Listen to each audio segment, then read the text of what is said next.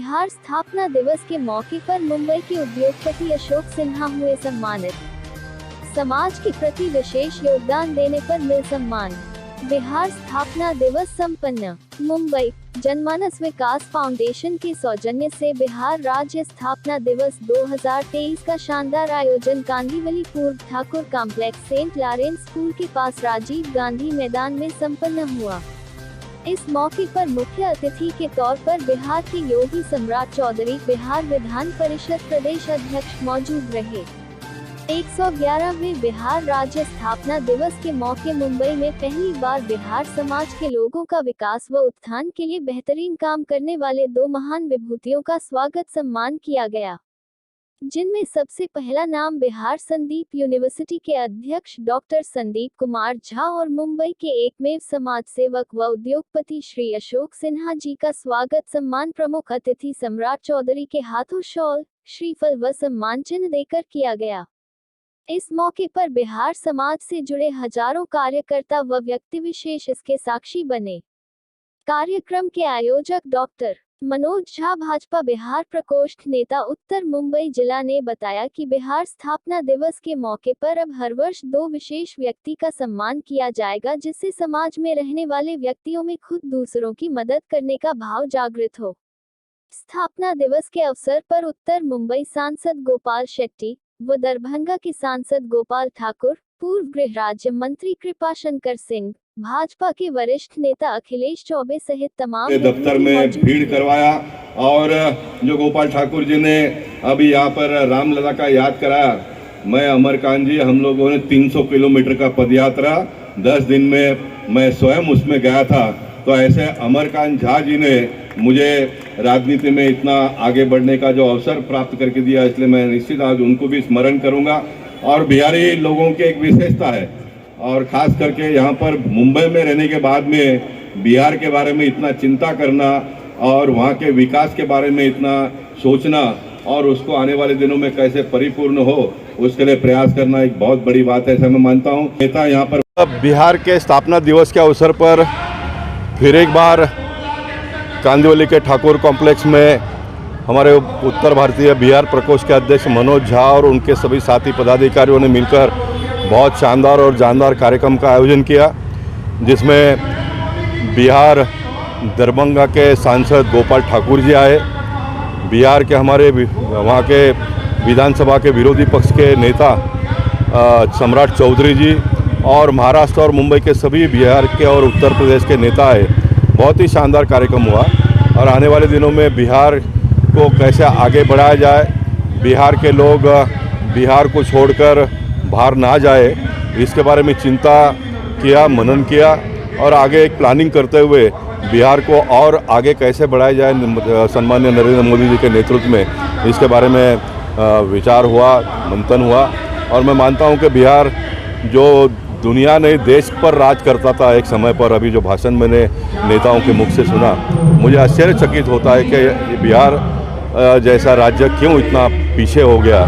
देश को चलाने वाले लोगों ने सही ढंग से चलाया नहीं, इसका बहुत बड़ा असर बिहार पर हुआ है। लेकिन मुझे पूरा विश्वास है कि आने वाले दिनों में नरेंद्र मोदी जी के नेतृत्व में बिहार फिर एक बार देश के नक्शे में बहुत ऊपर के क्रम में आएगा, ऐसा मैं विश्वास प्रकट करता हूँ। सर, काँग्रेसच्या नेत्या अलका लांबा यांनी शरद पवार साहेब आणि गौतम अडाणींच्या एक आक्षेपार्ह ट्विट केलेलं आहे। त्यामध्ये त्यांनी असं लिहिलं आहे की डरे हुए लालची लोग ही आज अपने निजी हितों के चलते तानाशाह सत्ता के गुण गा रहे हैं। यावर आपण मराठीत काय म्हणाल तर? मी असं मानतो का बाबा, शरद पवारांनी जे नरेंद्र मोदीजी काम करतात आणि या देशाला अडाणी असो, अंबानी असो किंवा आणखी अन्य सर्व जे उद्योगपती पुढे नेत आहेत, देशाला पुढे कोण नाही नेला? उद्योगपती नेतात ना।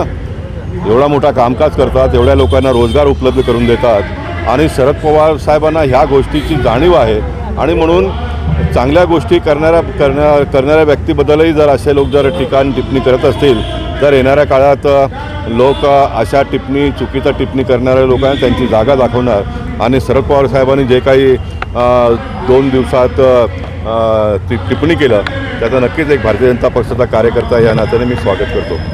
सर एक चंद्रकांत दादा पाटीलने एक वक्तव्य केलेलं आहे की शरद पवार साहेबांनी JPC संदर्भात जे स्टेटमेंट दिलेलं आहे की JCP ची मागणी बरोबर नाही, तर त्यानंतर आता महाविकास आघाडीमध्ये फूट होईल आणि प्रत्येक पक्ष बाहेर पडेल असं त्यांच्यामुळे. हे बघा, शेवटी जे खरं असतो ते खराच असतो. ज्यावेळी सुप्रीम कोर्टने एका समितीची नेमणूक केली आहे, तो समितीचा अहवाल जोपर्यंत येत नाही तोपर्यंत अशा प्रकारच्या JCPचा मागणी करणं हे चुकीचं आहे. हे शरद पवारने लोकांसमोर मांडलं आणि ते योग्य आहे. कारण सुप्रीम कोर्टने नेमणूक केलेली कमिटी जोपर्यंत त्यांचा अहवाल देत नाही, त्याच्यामध्ये खरं खोटं काही निघत नाही, तोपर्यंत आणखीन एक JCPचा आपण गठन करून काय होणार. कारण आता देश बुद्धिमान लोकांच्या हातात आहे. पूर्वीचे दिवस गेले, आपण वाटेल ते करत होतो, चालत होता. आता सामान्य लोकांनाही बरं वाईट कळतं आणि म्हणून योग्य वेळी शरद पवार साहेबांनी त्यांचा स्टेटमेंट लोकांसमोर मांडला आणि जे वास्तविकता होतं ते लोकांसमोर ठेवण्याचा त्यांनी जो प्रयत्न केला त्याचा निश्चित आपण लोकांनी स्वागत केलं पाहिजे. आम्ही स्वागत करतो. महाविकास आघाडीमध्ये फूट होईल या मुद्द्यावर? आम्ही जोडणारे लोक आहोत. भारतीय जनता पक्षाची आणि भारतीय संस्कृती जोडण्याची आहे. जे आपल्या पापाने आपल्या कर्माने मरतील तो त्यांचा भाग आहे. आम्ही कधीच असा इच्छा प्रकट करत नाही बाबा कोणाचं तरी वाईट व्हावं म्हणून.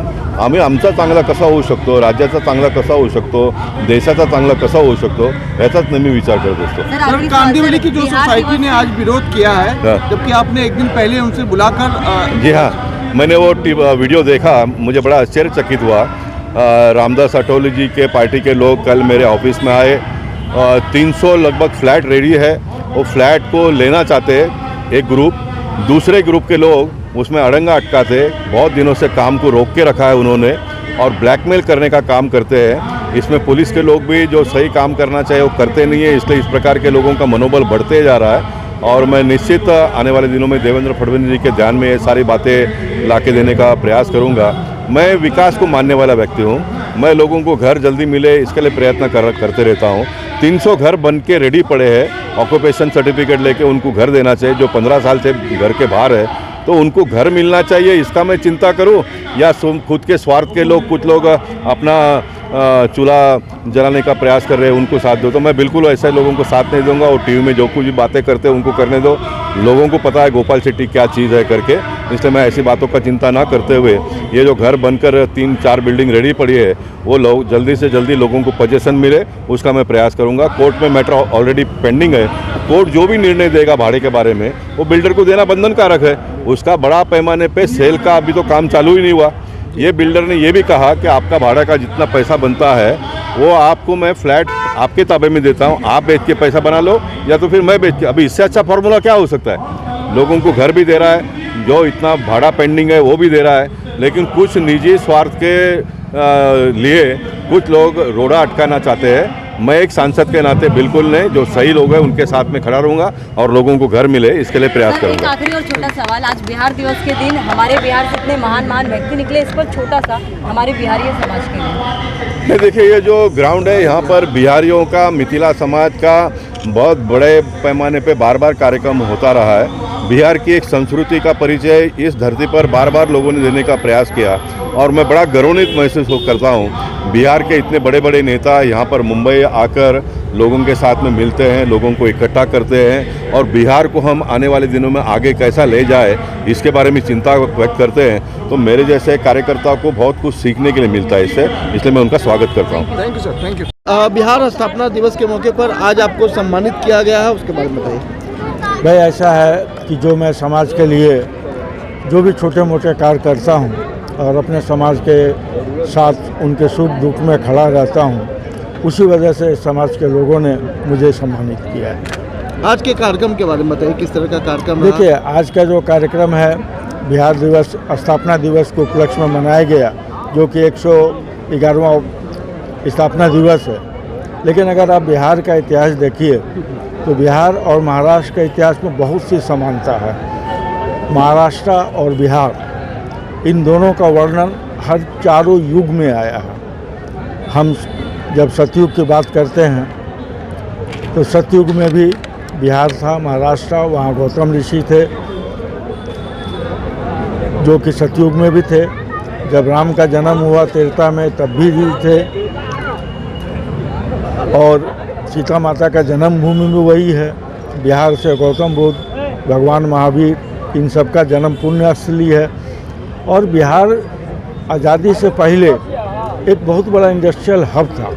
अगर आप 1947 से लेकर 1970-72 तक का इतिहास देखेंगे तो बिहार का हर चारों तरफ इंडस्ट्रीज फैली हुई थी, जो कि धीरे धीरे गलत राजनीति की गलत कारणों या कोई भी कारण हो बंद होती चली गई। उसके बाद के 80 के दशक के बाद से बिहार से लोगों का पलायन शुरू हुआ, लेकिन बिहारी लोग जहाँ भी जिस स्टेट में भी गए उसे अपना समझ करके वहाँ उन्होंने काम किया और लोग आगे बढ़े, और मेरी ये शुभकामना है इसी तरह वहाँ के सब लोग आगे बढ़ते रहे। मुंबई में बिहार समाज के लाखों लोग रहते हैं, लेकिन आज इस मंच पर सिर्फ 2 लोगों का सम्मान किया गया, जो महान विभूतियों में गिना जाएगा। इस तरह का वक्तव्य दिया है। भाई देखिए, जो भी व्यक्ति काम करेगा, ये सम्मान की शुरुआत इसी साल शुरू हुआ है।